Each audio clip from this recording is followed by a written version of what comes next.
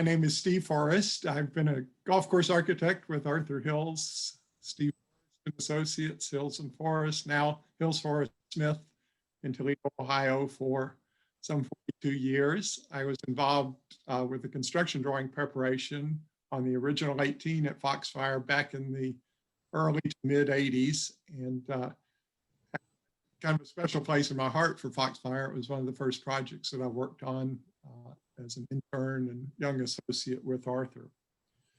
So as you embark upon this improvement program, there are several questions that have been posed to us throughout the process. One of the first was, do we believe the recommended improvements to non-red, non-blue, and proposed short game practice facilities will enhance the golfer experience at Foxfire? I read the excerpt from the Naples Daily News article from October 2018. It indicates that private clubs in Florida are spending substantial amounts of money. I think it was over $1 billion on improvements to all of their facilities, not just the golf courses. So I agree with Jim Butler with club benchmarking that it's very important to continue to move forward with new features at private clubs in order to stay relevant, particularly in a highly competitive marketplace such as Naples or Fort Myers, the Southwest Florida area. The revisions that we're proposing on holes 9 red and 9 blue are really recommended in order to accommodate enhancements to other aspects of the facility, such as bocce and tennis, and improving the club dining area experiences, as you probably know.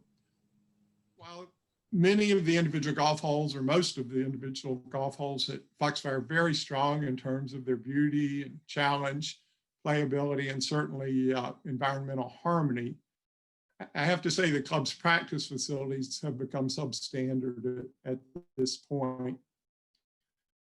I think the new short game facility and improvements to the practice range are definitely needed, and they will immediately enhance the golfer's experience, both during practice and with applications to actual play on the golf course.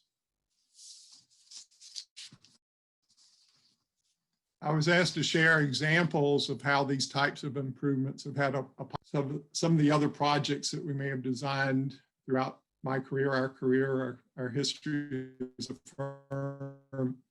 I'd say certainly over the last 20 years, there's been a definite trend toward creating high-end practice facilities, and particularly at private clubs or older clubs. Some have even made revisions to their golf facilities or the golf course layouts in order to create additional space for new practice facilities, perhaps a longer range, a short game practice area that they perhaps didn't have. Some Southwest Florida clubs such as Bonita Bay, Colliers Reserve, Fillers Creek, TPC Treviso Bay, which are all Arthur Hills designs, have either completed or in the process of making substantial upgrades to their practice area amenities. And those are all within the last 2 or 3 years. So it's definitely something that is happening in your area. It may even be the quality of the practice facilities that becomes the deciding factor in a potential member's ultimate decision regarding where they may decide to retire. We've been asked if we envision any adverse results to the playability or challenge of the golf course as a result of these improvements, or are the aesthetics going to be harmed by these changes? If anything, the aesthetics will be greatly improved. We're creating certainly a focal point from the dining terrace, the dining room with the timber wall and the new green complexes on 9 red and 9 blue. Safety is always our #1 priority, whether we're designing a new golf course or renovating an existing course. We're very, very confident that the distance from the bocce courts to the 9th green on the red course will be perfectly fine. And many people perhaps can envision that there's going to be mounding, buffer mounding with extensive planting, buffer plantings on that mounding. So hopefully you won't even be able to see the bocce courts from the 9th green when you're standing there. some people have noticed that Arthur Hills even made the suggestion to move the ninth green closer to the water some 17 or 18 years ago. And they're wondering, well, why would he have done that?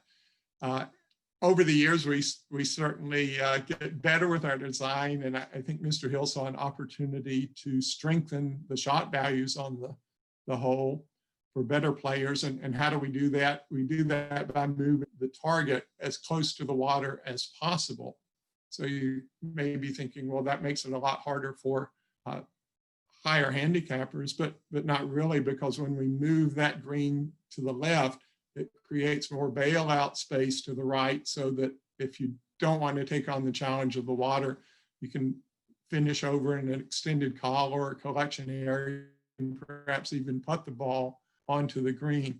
We also eliminate the side slope between the green and the water, where fairly good shots would hit on that bank and then kick on the water, into the water, and we all know how disappointing that is. So I think we're really going to enhance the challenge for the better players and improve the play of average players. Do I feel it's good practice to modify golf courses, change their designs, their original designs? Well, certainly if it's warranted. As we all know, the best players are hitting the ball further and further. Maybe that doesn't apply to old golfers such as me, but certainly younger players are considering coming to the club, maybe hitting the ball further, so we may relocate bunker positions. Trees grow.